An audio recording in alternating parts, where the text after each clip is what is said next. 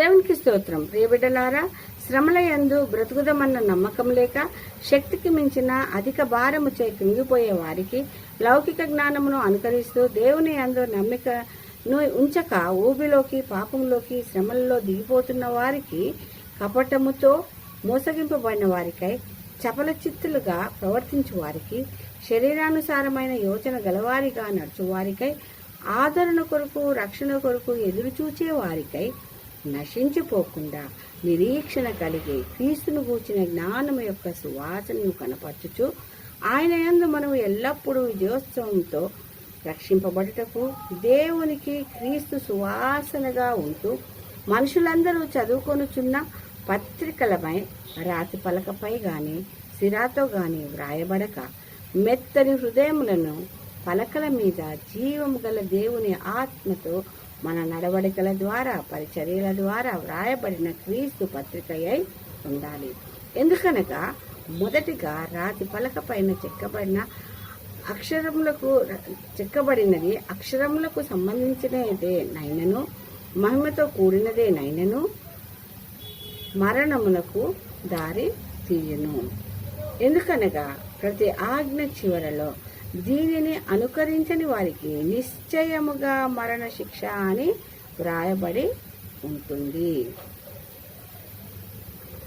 కాబట్టి ఇశ్రాయేలీలు ప్రకాశించుచున్న ముఖము గల మోషేను చూడలేకపోయారు. అవి స్థిరమైనవైనప్పటికీ వాటిని పాటించక దేవుని నుంచి దూరమై మనసులను కఠినపరుచుకొని తిరుగుబాటు మనసుతో ముసుగు వేసుకొని ఇప్పటికీ పాత నిబంధనను చదువుతున్నప్పుడు క్రీస్తునందు కొట్టివేయబడక ముసుగు కలిగి ఉన్నది. కాబట్టి దేవుని జనమైనప్పటికీ యెరూషలేము పట్టబడ్డది, కొల్లపెట్టబడేది, బబులోను దేశమునకు దాసులుగా కొనిపోబడ్డారు. రెండవదిగా నెబుకద్నెజరు కుమారుడైనటువంటి బెల్షస్సరు ద్రాక్షారసము త్రాగుచుండగా యెరూషలేములో నుండి ఆలయంలో నుండి తెచ్చిన వెండి బంగారు పాత్రలలో ద్రాక్షారసం పోసుకుని త్రాగుతూ అన్య దేవతలను స్తుతించారు.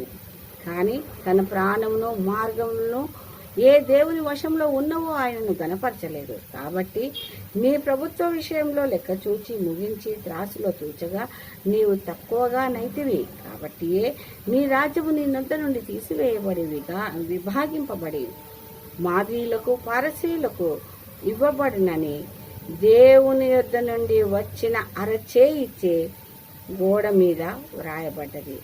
ఆ విధంగానే రాజు జీవితంలో జరిగింది. కానీ ప్రియులారా, మూడవదిగా ఎప్పుడైతే పాపము చే స్త్రీ పట్టబడి రాళ్లతో కొట్టబడుచుండగా ఆ స్త్రీ పశ్చాత్తాపంతో తనను ఆదరించి రక్షించగల సమర్థుడు యేసు ప్రభు ఒక్కడేనని దృఢమైన విశ్వాసముతో నమ్మకముతో ఆయన చెంతకు చేరినప్పుడు ప్రభువు తన వ్రేలుతో ఇసుకలో వ్రాసినవన్నీ తుడిచిపెట్టబడ్డాయి. ఆమెకు పాపములు క్షమింపబడి ఆదరింపబడ్డది, రక్షింపబడ్డది. ఎలా? మీలో ఎవరైనానో పాపం లేనివారు మొదటిగా ఆమె పైన రాయిని విశ్రమన్నప్పుడు ఎవరునూ ఆ పని చేయలేక వెళ్ళిపోయినారు అందరూ.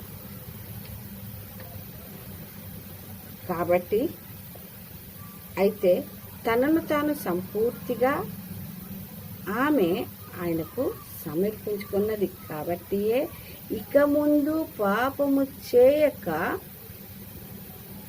జీవించమని దేవుడు అన్నదానిని బట్టి రక్షణను పొందుకున్నది.